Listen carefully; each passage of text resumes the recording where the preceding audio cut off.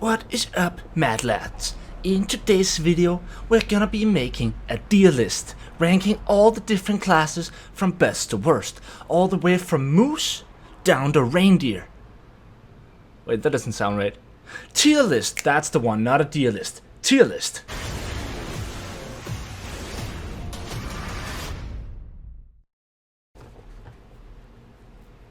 So, yeah. No, for real though, what is up guys, PK here, and in today's video we're gonna be making a career, class, whatever you want to call it, tier list, specifically as they relate to the Chaos Wastes and the new game mode. Now, just a couple things before we get started. First of all, I feel like I have to clarify that there's no such thing as an unviable class in Vermintide. I know I've said this 100 times, and the same goes for weapons, but I feel like I have to mention it real quick, that just because your favorite class may be in the bottom, that doesn't mean you shouldn't play that class. There's no class that is unviable. At like worst case scenario, as long as we're talking within the normal difficulty range, aka Recruit to Cataclysm, worst case scenario we're talking in competitive, right? Or uncompetitive. Pick or choose one, but they're definitely viable, right? And secondly, I also think I have to briefly go over what I'm basing the tier list on and sort of what I'm measuring it in relation to. Because obviously you could say, well, what's the most powerful possible class in the Chaos Wastes, right?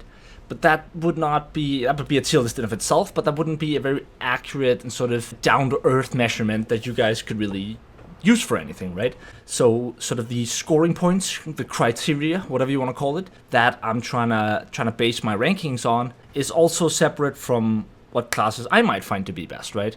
So with that in mind, another thing you could do is, okay, well, what is their range of values, right? So what is their minimum to maximum, and sort of where does that lie in relation to one another?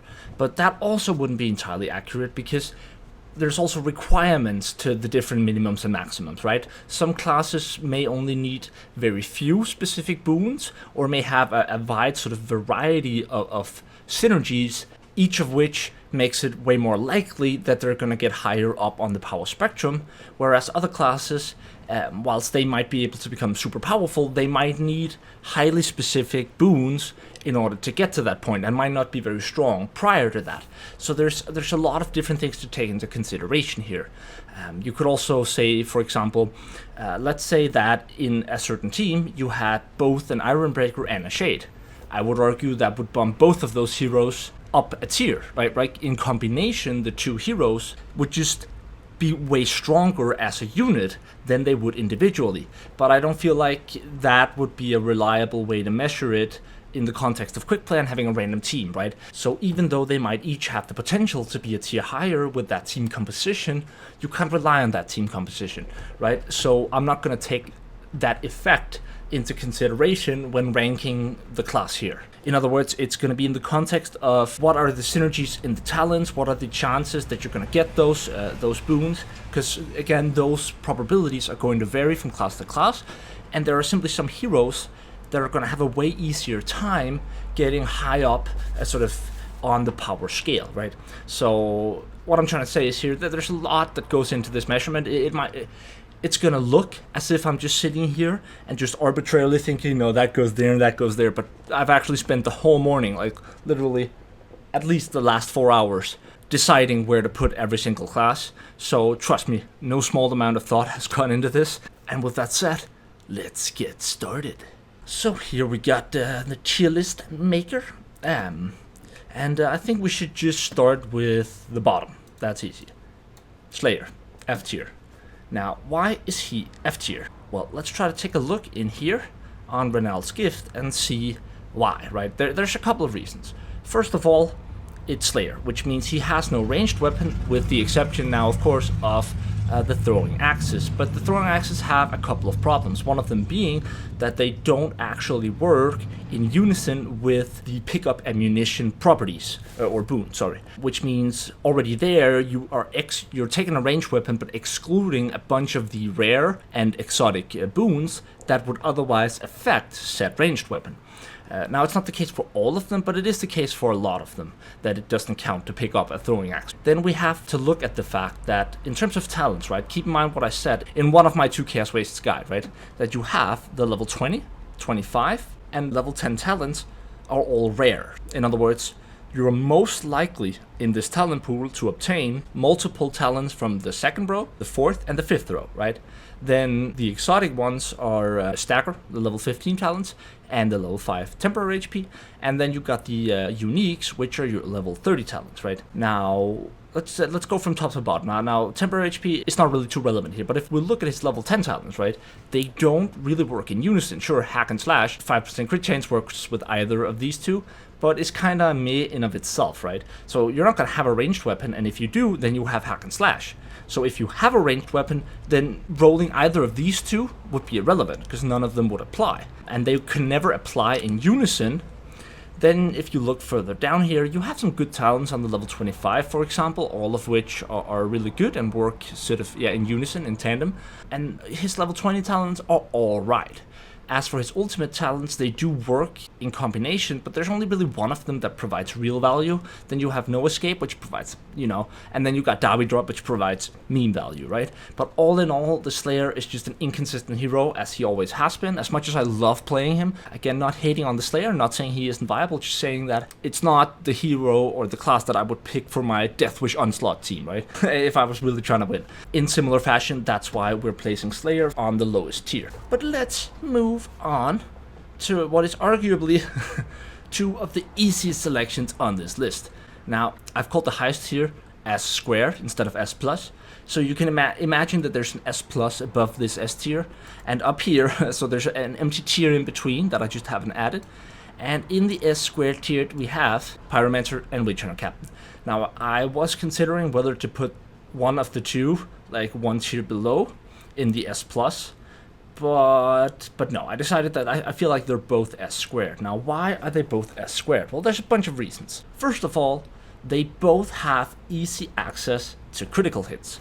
And there are so many boons, the power of which relies on critical hits, right? So you got the Witch Hunter Captain with his guaranteed critical hits, also just added base critical hit chance, but on top of that he has the guaranteed critical hits of his Fervency ulti. And then you have the Pyromancer, who obviously obtains critical hit chance based off her overcharge. She also has the talent Spirit casting, which increases it even more. And when you look at all the boons, there's just so many overpowered synergies with critical hits, right? But it gets even better, or even worse, depending on how you look at it. I've never tried this, but I just thought, like, I was going to place Witch Hunter Captain 1 tier below Pyromancer at first. And the reason I was going to do that is because I felt like that there was a higher ceiling with the Pyromancer, right? When you get the right boons, which might be unlikely, but when you get them, I felt like the Pyromancer can just destroy a boss, right? Destroy everything, really, from, like, a mile away. I feel like the ceiling is slightly lower on the Witch Hunter Captain. But, first of all, he provides more to the team, just in relation to sort of his passive abilities. And when you look at his talents here, amazing talent, kind of mid talent, amazing talent, amazing talent, amazing talent, amazing talent, amazing talent, and amazing talent, right? So you only really have one meh in the rare pool, and all of his ulti talents work together in unison, or all great. But then I thought about, what if you got the guaranteed crit on taking damage, right? And then you got the Berserker trait, right? The one where above 50% health, you take damage every time you do a strike, right? Then you literally have guaranteed critical hits, right? Of course. Then you have a constant guaranteed critical hits. It's the same with the Pyromancer or with any other class. But with the Witch Hunter Captain, you execute everything with your headshots. Right? So you're literally just one-shotting everything that isn't a Chaos Warrior or a Banner, and you can just run around like just infinite executions. And that's insane, right? But then at the same time, on the Pyromancer, you obviously have Blazing Echo, which means the exact same thing, only here you just have infinite ultis. But with the Pyromancer, you only need the guaranteed critical hits to obtain that, because you can activate that through venting. And here again, all the talents are good. Extra range power, great. 5% attack speed, not the greatest, but it's good, right? It helps. It's never bad. Spirit casting, absolutely amazing. Deathly Dissipation, absolutely amazing. Ochi Precipe, not amazing, but still, 15% extra power at high overcharge, but nonetheless, that's good. One with the Flame, extra attack speed, that's amazing. Soul Siphon, reduced damage, it's not amazing, but it's guaranteed value. The Volin's Doctrine, no longer slowed, absolute must. Fleet Flame, not bad. All ulti talents work together in unison, and so because of all these synergies with critical hits, both of these two classes are just guaranteed almost to be strong. Like they're never bad, even in the worst case scenario. If you get horrific boons, just their mere talents through the properties you get throughout the Chaos Wastes, even in the worst case scenario, none of them are bad, in my opinion. Like, none of them are going to end up weak, even if you have bad luck. And I would say that even for the Pyromancer, you're not going to be useless, even if you don't hit all of those amazing boons, right? So that's why I feel like they're both deserving of the highest tier. Moving back to the tier list, let's take a look at someone I've placed fairly low. So we just talked about the Pyromancer. Let's look at Unchained. Now, it's not that the Unchained is bad overall. I love the Unchained, and I wish that she was better, right?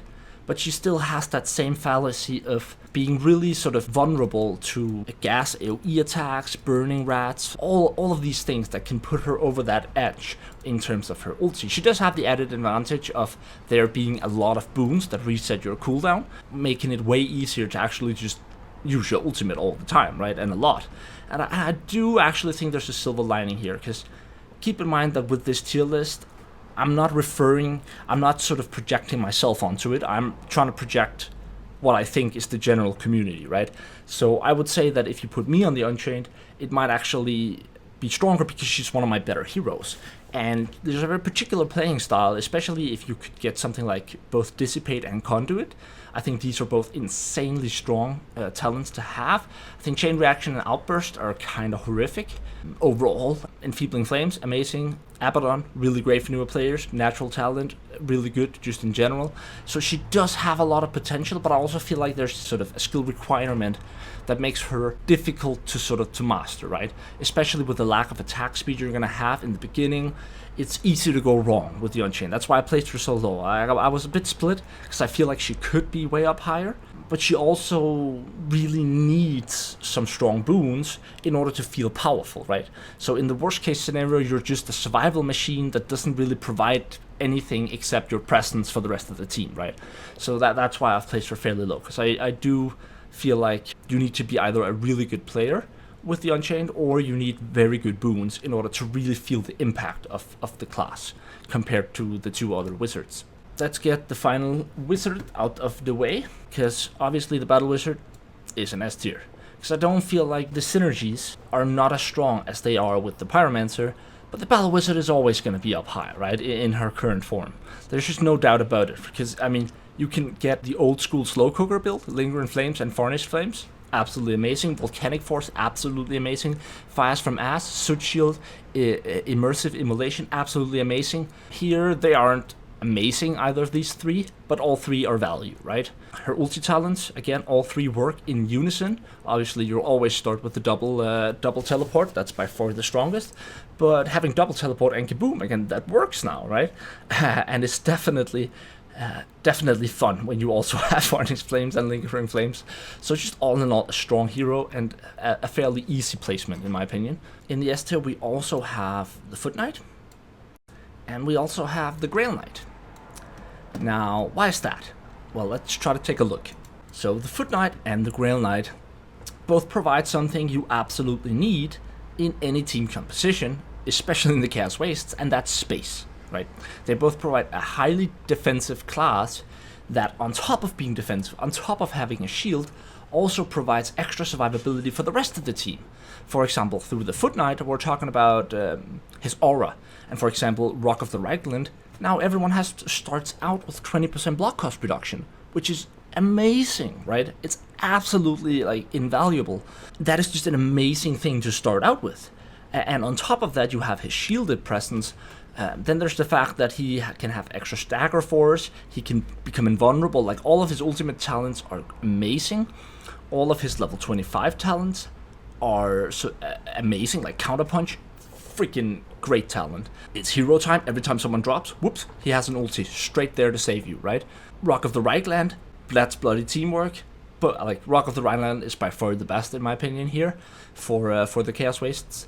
And I'm not sure, I mean, I would assume if you have Comrade in Arms, then this just nullifies either of these two. That would be my guess. I haven't actually tested that, so don't hold me up on that. But then you have his level 10 talents, which again, all three of which are just universally great. And they really make him feel powerful. That's also something I enjoy about him. Unlike in the normal gameplay mode, where often you're going to feel a bit slow, you're going to feel like it's not that you aren't providing value, it's just that he has that little bit of a stale feeling in terms of his impact on the game. And the impact is really there, it's just that it's in the form of blocking and staggering a lot, right? And that might make him feel not as fun. But in the Chaos Waste, I don't feel like that's the case at all. Again, you can start out with his attack speed ulti and hope that you get, either of the others. That just gives him insane attack speed. You can have your shielded weapon, and once you actually get a couple of these talents here, then I just feel like he feels so much more alive in the Chaos Wastes, at least in my opinion. So absolutely great. Then you have the Grail Knight, which does a lot of the same things. Of course, he has no ranged weapon, that's his downside, but level 10 talent, amazing, amazing, amazing. Level 20 talent, amazing, amazing, amazing. Level 25 talent, amazing. Not that great, amazing, right? That's still pretty... I mean, that's 8 out of 9, right? As for his ulti talents, that's where he lacks a bit, because I'm pretty sure these two just don't work in unison or tandem. I even had a friend say that this one doesn't work either. I'm not entirely sure which is the case, because it's weird, right? It's weird with some of these ulti talents. Sometimes they seem to work together, sometimes they seem not to. And I do think they could add something like, for example, if you had Virtue of Audacity and Virtue of Confidence, that you did like the slash attack first and then followed by the up attack. I feel like that would be absolutely great, an awesome addition, but currently I'm pretty sure they just nullify each other. I don't know which, if it's the first one you have that's going to be sort of active, or if it's the second one you pick that nullifies the first. Not entirely sure, but regardless, that's one of his sort of weaker sides in this context. But overall, he's never going to be bad, right? Because again, he provides this value from his quests. A bunch of strength pots, that's amazing, extra power on the quests, and extra quests. You can get them in tandem and they work in unison, right? So absolutely great class that provides so much space. And you can of course do the thing of having one safe weapon that you only upgrade, and then you can take a chance on your other weapon by rolling a random weapon, right? Sort of being a little bit more risky with it in that sense. Up next, I think we should play something like Bounty Hunter, and the Engineer, and the Waystalker. So 3 ranged heroes right there in the D and E tier. Let's talk about why. Again, keep in mind that these placements are not just based off of their potential, right? Because they all have potential. But let's take a look at the Engineer, for example. A great potential, right? Like if you get, 2 of these, you're gonna have your ulti up a lot at the time. He has great level 25 talents, in my opinion. All of them are strong. All his level 20 talents are strong. And pretty much all, perhaps with the exception of Scavenge Shot in his level 10, are also strong, right? So it seems at first really, really good. He does suffer a bit from his level 30 talents, because again, they don't all work in unison. I would assume that these 2 do, but I don't actually know if that's true. But I could imagine these 2 working, at least. But, with that said, despite the fact that he can carry these extra bombs, and despite the fact that he can deal a lot of damage, he still, in my opinion, suffers from consistency and sort of... Again, not saying he's bad or that you shouldn't pick him, but he is ultimately highly dependent on having a team covering his ass. In any case, right? Regardless of the scenario, if your team isn't covering your ass, you are gonna die a lot on the Engineer on higher difficulties. Like even the best of players are gonna be in situations where you have the choice between doing what you should be doing and trusting your team and potentially dying, or not doing what you're supposed to be doing, staying alive, right? And that's always a difficult sort of situation where, do I trust my team and deal the damage I'm supposed to do, assuming my team does their job, or do I play it safe and not do my job because I can't, because I'm trying to stay alive, right? But end up with less value and essentially just, trying to stay alive. But that's the thing. He's a class that has a high potential value, but if you don't have the space to utilize that value, then you're going to find yourself just blocking and dodging a lot, right? And not actually using the potential power that you have because no one's covering your ass. And similarly, with the Bounty Hunter and the Waystalker, I feel like it's not that either of them are bad. Again, I love the Waystalker, but if you look at her talents, again, this is not amazing. This is not amazing either. It's not that there's any of them that are horrific, but these two, again, not amazing either. So I think her talent pool is part of the reason why I think she's fairly low. Also, I don't know. I feel like she feels unimpactful, at very least early on in the Chaos Wastes. I feel like you really need that power to get through, like get the value through. And even when you do, I just don't feel like her talent pool allows a very high ceiling compared to other classes. And for that reason, I've placed her fairly low. Again, no hate against the Waystalker. Absolutely love the class to death, but that's just my opinion on it here. And lastly, we had the Bounty Hunter. Now, I was a bit split on the Bounty Hunter because he definitely has a high potential value, right? The amount of damage you can dish out with a couple of these talents is insane. And I think an argument could be made to place him higher. Like, for example, these two I know for a fact work in unison. I don't think they work with indiscriminate blast, but with these two you can actually use your ulti and get 100% back instantaneously, and then ulti again, but obviously there's a 10-second cooldown trigger on just reward, so you can't just spam it indefinitely, but nonetheless. He still suffers from survivability. Early on he's going to feel very weak, very unimpactful, with the exception of his ultimate, and while he does have the guaranteed critical hits, which is what saves him a bit of grace, but the skill requirement on him, I would still say, is going to be fairly high.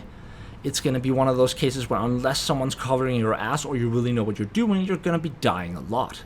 And then you just don't get to exert that value, right?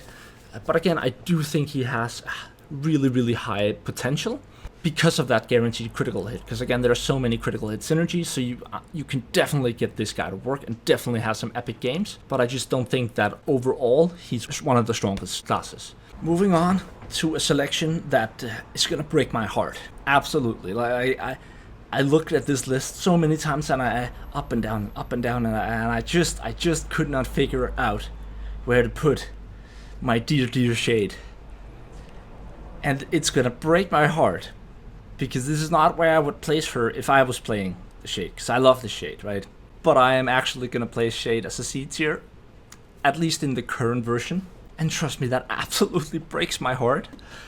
But I think it's objectively true. Like, she feels so weak early on, right? It's so hard to be consistent with your Vanish. Her ultimate abilities just don't seem to function in unison at all. Like, any of them. Like, even Shadow Step, which seems like an obvious something that should work with either of the two talents. But every single time I've received more than one of her ultimate talents, it hasn't worked. I haven't had a single game where I selected one of her ultimate talents where it actually gave me the effect, which obviously is a huge part of why I'm gonna place her so low. She does have decent level 10 talents. These aren't amazing, but they're alright. And again, the Shade has a huge potential with her guaranteed critical hits, right? Huge potential.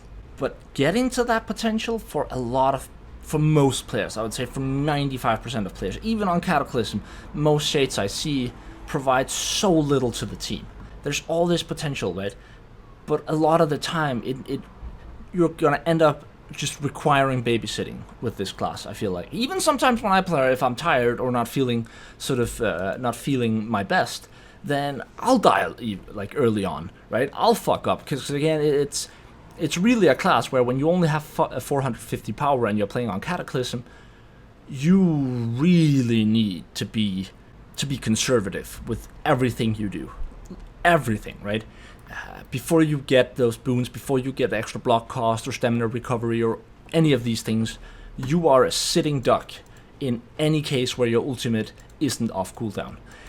And even when it is off cooldown, you have an HP pool of 100, so you die in like 2 light attacks, right? From trash minions, 2, maybe 3 at most, and that's with full HP. So staying alive, like I feel like she's really difficult to get through the first couple of levels. If you do, then absolutely the sky's the limit with Shade, as it always has been. But I would say for most players, I don't think she's that strong. Like there's no guarantees with her, I feel like. Even despite the fact that she has the guaranteed critical hits. I know to a certain extent you could say the same about Pyromancer, yet I don't feel like that's the case. I feel like the requirement for the Pyromancer to get that value through is just way easier, right? Because you just cast an ulti, you can do that at a distance. With the Shade's guaranteed crits, again, you have to get in close, right? And sort of people will find themselves in bad positions, they'll die a lot, and just overall, I feel like that's been my experience at least. Again, not hating on the Shade, it's definitely one of my 2 favorite classes in the game, so love her to death, but that's my arguments for placing Shade in the C tier. It breaks my heart. But I genuinely think it's true for most players. I don't think she's a strong selection. Moving on, we got the Handmaiden in the B tier. Again, this was a tough choice, alongside the Huntsman and the Ironbreaker. Yep, Handmaiden, Huntsman, and Ironbreaker. I've placed all of them above the Shade. Now, the reason I've placed the Huntsman above the Shade is because in a lot of ways, a Huntsman is just a ranged version of the Shade, right? In a lot of ways, you could make that case.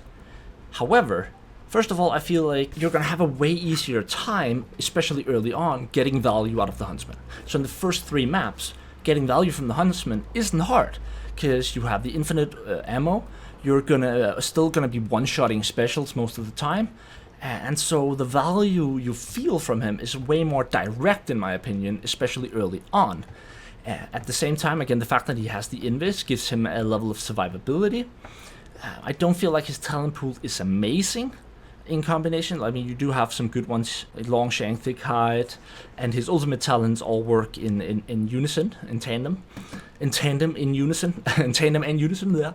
But for his level 20 talents, it's not amazing, right? If you're using the bow, you only really want making it look easy, because the hunt doesn't really work. Bursts of enthusiasm isn't great. I feel like his potential, again, is super high, right? Super high. Double projectiles, and boom, you're going, right? Then your damage is amazing. But the reason, again, that I feel like he's higher up than the Shade is just because of his impact early on. I feel like there's more impact, there's more boss damage. You're gonna, because you have this ranged playstyle, I would almost say it's easier to stay alive with him than it is with the Shade, because with the Shade, you always position yourself in weird places, because that's how you play a Shade, right? You go in behind, you use your ultimate, and then suddenly an attack doesn't proc your vanish, and boom, you're dead. I feel like at the very least with this guy, I don't know, maybe I'm wrong here, maybe I'm biased, but I at least feel like I have a way easier time playing in the Huntsman than I have playing the Shade in the Chaos Wastes. That's just me. Then we have the Ironbreaker.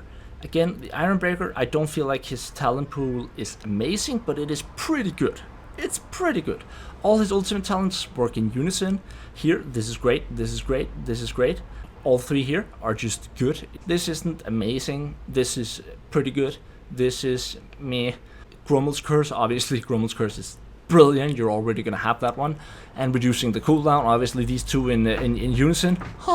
These 2 work so amazingly together, and he's just one of those classes that he's never gonna be bad to have on the team. That's why he's a B tier. You don't need anything extra in order for this guy to just provide value to the team as a whole. Again, in tandem with the Shade, he's great.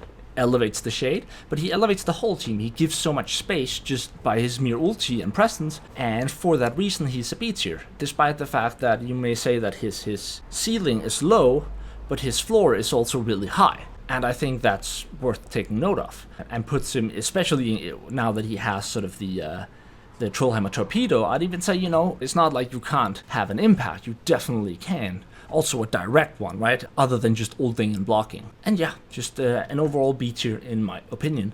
And then of course we have the Handmaiden. Another class where I'm split, right? Because part of me wants to say, Handmaiden, S squared, baby. S squared, right? And I think she is, actually. I actually think she is S squared if you put her on someone who knows what they're doing. But for most people, she isn't. For most people, that's just not the case. And again, I'm not ranking them based off of their clutch factor, or based off of if you put them solo in the Chaos Wastes, who's gonna survive the longest, right? That's not what I'm basing it off of, because in that scenario, of course, she's the best. Definitely a contender up high in the S plus at the very least. But in the team context, with randoms on an average player, I'd say she's a strong B tier. She has really good talent combinations. Again, great talent, great talent, great talent, great talent, middle-ish talent, middle-ish, possibly great talent if you know what you're doing. Heart of Oak, great talent. Birch Stands, amazing talent. Quiver of Plenty, good talent. Not that great anymore, really, because you're going to be using the Moonfiber most of the time, but still, all three ulti talents, as far as I know, I haven't tested, but I'm pretty sure they all work in unison. And she provides the stamina regeneration aura for the whole team, so again, there's guaranteed value in her. And part of me really wanted to bump her up to A tier, but the reason I didn't, even though I really wanted to, but I don't know, I feel like you have less of an impact with her than you may with our last three selections. So while objectively, I'm not gonna lie, she's also one of the classes I was the most split on, because I really wanted to bump her up a tier. But I had a feeling that I was just biased because I play so much Handmaiden. And again, I see a lot of players on the Handmaiden that just don't provide any value to the team, where you're like, you're just looking at them and they're just hitting stuff somewhere off on their own, and you're like, they're not resurrecting people, they're not really, their mind is not on the team. And in that sense, she's not a very impactful hero. It's not that she's horrific, but again, if you're only dependent on your melee damage, if that's all the value you give, then you need insane boons with this class in order to really provide a lot of value. So your floor is really high, but I also feel like, so even though the floor is high and the sky is the limit, but with that said, for most players, I feel like you're very often going to be in the lower end of that spectrum, unless you get really good boons. So she is very dependent on either good boons or being a very good player, in my opinion. And for that reason, she's a B tier this time. And then we got the A tier, and as you may have figured out, that's where I'm going to be placing these three. And there's a couple of reasons for that. Now, a lot of people were hating on the Zealot in the Chaos Wastes because of this unrealistic notion that you have to be at maximum charges 24/7, right? But I would disagree. I think he's one of the strongest heroes in the Chaos Wastes, if for no other reason than just this row of talents. Just this row of talents. Now, every stack you have is both movement speed, it's extra temporary HP, and it's damage reduction. That's insane. You obviously select Castigate. I think Smite and Unbending Purpose are kind of meh. Unbending Purpose is good, but Smite is at the very least sort of meh. Devotion, amazing. Redemption through Blood, amazing. Callous Without Within, pretty good. All his ulti talents work together and are all really strong. He's just gonna, you're guaranteed to have an insane melee presence, right? And there are just so many good Berserker talents that all function even better when you're playing the Zealot, right? Take a pick, there are so many. So pretty much any melee boon is just gonna be that much stronger on the Zealot, because the Zealot has what he needs to elevate those boons, right? He already has the safeguards built in to not have to worry too much about whether he can deal the melee damage, because he totally can, right? And I haven't tried this yet, but imagine when you get that boon, which is essentially like his passive, the one that prevents him from dying, right? When you have two of those, like, when are you ever gonna die? And if you also had this one, feel nothing, like, yeah, I know I'm making hypotheticals now, but nonetheless, I think he's really strong, guaranteed value, with a really high ceiling as well. Let's take a look at the Ranger Veteran. So the Ranger Veteran might be surprisingly high, but I feel like, first of all, he provides a lot, right? Ammo, potions, bombs, take your pick, right? Which is really invaluable in the Chaos Wastes, in my opinion. I think he's really good, but I think he's actually better than that. Better than he is in normal play, even. I've actually had some insane games with him. I know I'm trying to be objective here and not portray it under my own experience to the extent that it's possible, but every time I've had a Ranger Veteran on my team as well, he's done really well. He elevates the team, that's one. Secondly, he really gains so much from the fact that, like, in any run in the Chaos Wastes, you're pretty much guaranteed, 99% of the time, there's going to be a very high likelihood that you're going to be given cooldown reduction boons. Not just you, but your team. and your team is also going to be having boons that reduce your cooldown, right? And all of that in unison means you can ulti so much more, because that used to be his weakness, right? But I feel like in the Chaos Waste, you can cast that ulti so much more. And I really just feel like he's way more dynamic in the Chaos Waste. He feels so much more alive and so much more free to just burst every single boss down without a qualm. It does kind of suck that I had a game with him where I found out that when you have the double bomb boon and Ranger's Parting Gift, they don't work together. That is to say, even though you should have a free bomb throw when you have Ranger's Parting Gift, if you also have double bombs, then the first bomb you throw is the one that counts as the free one, and the second one should be free already, right? Because one bomb should equate to 2 bombs. But that second bomb throw then counts as a bomb throw and thus consumes your bomb. So because of the way it's actually calculated in game, I think it's 2 separate mechanics. So because the way it works is Ranger's Parting Gift, you use that your ulti, right? That gives you a buff.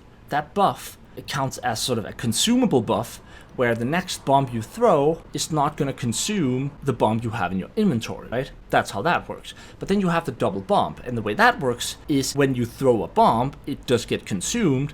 It's just that it adds a second bomb throw afterwards, like on top. So it's really one bomb throw, mechanically speaking, is turned into 2 bomb throws. And because of that, when you have both of them together, then the free bomb is gonna be counted as the first one, but that second bomb, which was already free nonetheless, is then gonna consume the bomb.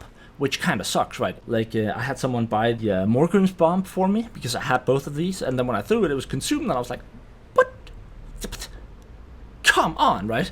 Not gonna lie, that would have been OP as hell, but still, that should work in my opinion. So I feel like they should change that, because if they change that, woohoo, then the sky is really the limit. But just overall, I feel like you're guaranteed to provide something for your team. You're guaranteed to be useful regardless of your talents here. All of them are good, pretty much, perhaps with the exception of, Last Resort. It's not that great. Foefeller, kinda meh, but alright. But every other talent is great, and his ultimate talents, as far as I know, do work together. So yeah, that's why I think Ranger Veteran is an A-tier. And lastly, we got the Mercenary. Now, I think the Mercenary is just so much fun in the Chaos Wastes, and you just, he's so impactful. Walk it off, ready for actions, on your feet, mates. All of them work together. Reichland Reaper, extra power. Enhanced training, 20% attack speed. Strike together, they all work in unison, although it should be noted that the extra buffs, like Reichland Reaper and Enhanced Training, isn't going to be part of the Strike Together buff that you give away, right? So you're still going to be giving away the normal 10% attack speed from Page Strikes, but nonetheless, they do work together. And sort of Stand Clear, amazing. Blade Barrier, amazing. Black Market Supplies, amazing. Limb Splitter, amazing. The More the Merrier, amazing. Hellbot's Tutelage, not amazing. And I wonder how, actually I haven't thought about that, I wonder how these guaranteed critical hit talents that remove random critical hits, I wonder how they work with the guaranteed critical hits. I would assume that the guaranteed critical hits isn't a random critical hit and thus overrides Hellbot's Tutelage. But I actually don't know if that's the case. I haven't tested that out, so keep that in mind. But you feel the impact, in my opinion. I feel like it's straightforward. You're always going to help your team. You provide them with all of this from your ultimate, and just overall, just a strong character with good talents that provides a ton to the team. So what are we left with? Well, we're left with something like this. And again, there's a part of me that wants to, but I couldn't do that, like, with a clear conscience. Anyways, this is my tier list. Now, feel free to disagree with me down in the comments. I would love to hear what you guys think. There may be, again, just try not to base it just off your own personal preferences. I know that can be really hard sometimes. And again, I think it's impossible to completely separate yourself, because obviously you also want to base some of it off your own personal experience. You have to some degree, but just try to be objective about it. If you're going to come in with a strong disagreement, again, I don't mind. I can take criticism, and again, this is not an exact science, right? So you can't really, there's no way to really measure this objectively. So at the end of the day, this is just my opinion, portrayed under what I would think the general community would feel when they're playing these classes. So yeah, that's pretty much all I have for you guys today. thank you guys so much for watching. More videos coming tomorrow. And as always, I love you guys. Stay awesome. Peace out.